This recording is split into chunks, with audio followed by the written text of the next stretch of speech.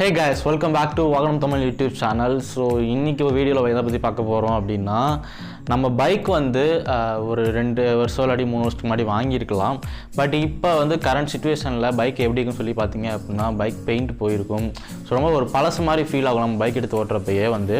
இதுக்கு காரணம் என்னன்னு சொல்லி பாத்தீங்க அப்படினா நம்மளோட பைக் வந்து ஒழுங்கா மெயின்டனன்ஸ் பண்ணாததான். அதாவது இந்த ஒரிஜினல் பெயிண்ட் அப்படிங்கிறது வந்து எப்படி மெயின்டனன்ஸ் பண்ணலாம் and இதுக்கான சில டிப்ஸ்லாம் நீங்க ஃபாலோ பண்ணனும். அத பத்தி இந்த வீடியோல பார்க்க போறோம். ஸோ வீடியோக்கு போகிறதுக்கு முன்னாடி ரொம்ப ஒரு முக்கியமான விஷயம் என்னன்னு பார்த்தீங்கன்னா இந்த நாள் வந்து எனக்கு ரொம்ப ஒரு முக்கியமான நாள். அதாவது நம்மளோட சேனல் வந்து ஸ்டார்ட் பண்ணி இன்னையோட 1 year வந்து கம்ப்ளீட் ஆகுது. ஸோ ரொம்பவே வந்து ஒரு ப்ரௌடாக ஃபீல் பண்ணுறேன். ஸோ இதே மாதிரி இவ்வளோ நாள் எனக்கு கொடுத்த சப்போர்ட் மாதிரியே இன்னமும் கொடுப்பீங்கன்னு சொல்லி நம்புகிறேன்.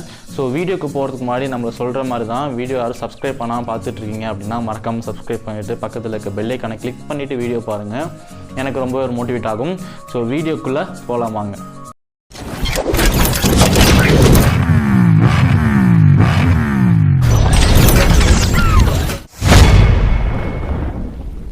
இந்த பைக்கோட பெயிண்ட் பார்த்தீங்க அப்படின்னா ரொம்ப நாள் வரத்துக்கு வந்து கண்டிப்பாக வந்து வாய்ப்பு இருக்குது. பட் நம்ம எப்படி அதை மெயின்டைன் பண்ணுறோங்கிறத பொறுத்து தான் அதுக்கான ரிசல்ட்டும் கிடைக்கும். ஃபார் எக்ஸாம்பிளுக்கு என்னோடய பைக் எடுத்துட்டிங்க அப்படின்னா என்னோடய பைக் வந்து எப்போ வாங்கணும்னு சொல்லிட்டு ஒரு கெஸ் பண்ணுங்களேன், கீழே கமெண்ட் பண்ணுங்கள். ஸோ என்னோடய பைக் பார்த்துட்டிங்க அப்படின்னா 2014 மாடல். அதாவது இன்றைக்கி டேட் வரைக்கும் பார்த்தீங்க அப்படின்னா 8 years கம்ப்ளீட் ஆகுது என்னோடய பைக் வாங்கி.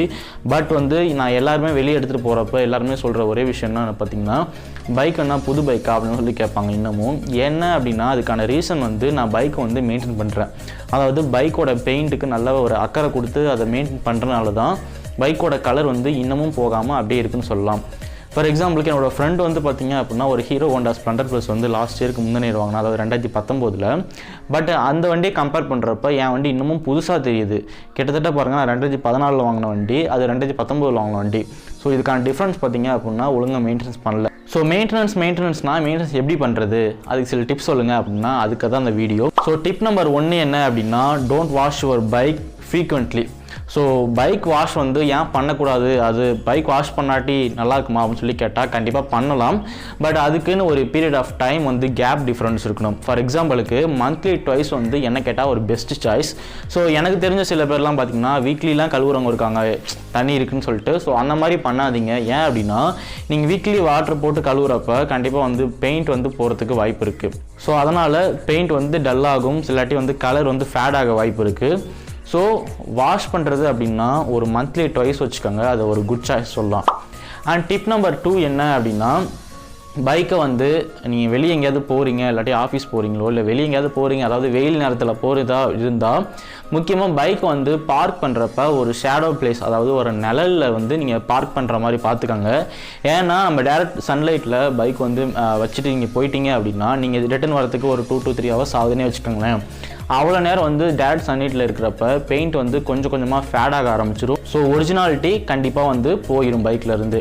அண்ட் தென் வந்து முக்கியமாக 3வது விஷயம், அதாவது டிப் நம்பர் 3 என்ன அப்படின்னா பைக் வந்து வேக்சிங் பண்ணணும் அடிக்கடி. அதாவது வேக்சிங்கை பொறுத்த வரைக்கும் நான் ஒரு எக்ஸாம்பிளுக்கு சொல்கிறேன். என்னோடய பைக் பாருங்கள் எவ்வளோ அழுக்காக இருக்குன்ட்டு. ஸோ இதை நான் வேக்சிங் பண்ணுறதுக்கு அப்புறமா வந்து நான் உங்களுக்கு ஃபுட்டேஜ் காட்டுறேன், பின்னாடி ஆட் பண்ணுறேன். அந்த ஃபுட்டேஜில் பாருங்கள் எந்த அளவுக்கு டிஃப்ரென்ஸ் கொடுக்குது அப்படின்னு சொல்லிட்டு. ஸோ வேக்சிங் வந்து அந்தளவுக்கு ஹெல்ப்ஃபுல்லானது. ஸோ அடிக்கடி பண்ணாட்டியுமே ஒரு 3 months ஒன்ஸ் வந்து நீங்கள் வேக்சிங் பண்ணுறப்ப உங்களோட பெயிண்டோட வந்து லைஃப் வந்து இன்னமும் இன்க்ரீஸ் ஆகிட்டே இருக்கும். அண்ட் டிப் நம்பர் 4 என்ன அப்படின்னா நீங்கள் என்ன தான் பைக்கு வந்து ரீடச் பண்ணாலுமே ஒரிஜினாலிட்டி, அதாவது ஒரிஜினல் கம்பெனிலேருந்து வர பெயிண்டோட அந்த குவாலிட்டி பார்த்தீங்கன்னா கண்டிப்பாக கிடைக்காது. இருந்தாலும் பைக்கில் நீங்கள் டச்சப் பண்ணணும். அதாவது ஒரு சின்ன ஸ்க்ராச்சஸ் இருக்குது அப்படின்னா பெருசாக எடுத்து கேர் பண்ணிக்க தேவையில்லை.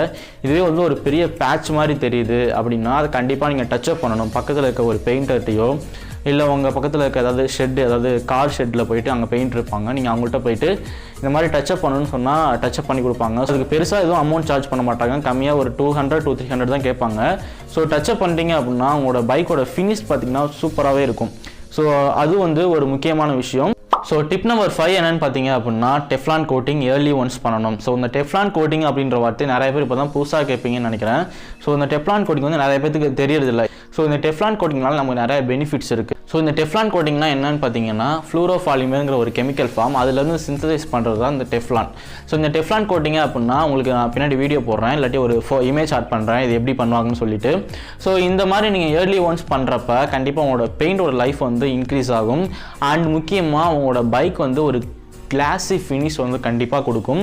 ஸோ முடிஞ்ச வர இயர்லி ஒன்ஸாவது டெஃப்லான் கோட்டிங் பண்ணிட்டு வரீங்க அப்படின்னா ரொம்பவே உங்களோட பைக் வந்து ஒரு ஃபுல்ஃபில்டான பெயிண்ட் வந்து அப்படியே வந்து ரொம்ப நாள் நீடிக்கிறதுக்கு வாய்ப்பு அதிகமாக இருக்குது. ஸோ இந்த வீடியோவில் நான் சொல்லியிருக்க 5 டிப்ஸையும் வந்து கரெக்டாக நீங்கள் ஃபாலோ பண்ணிட்டீங்க வரீங்க அப்படின்னா உங்கள் பைக் 1 வருஷம் இல்லை 10 வருஷம் ஆனாலுமே புது பைக் மாதிரியே கண்டிப்பாக மெயின்டைன் பண்ணலாம்.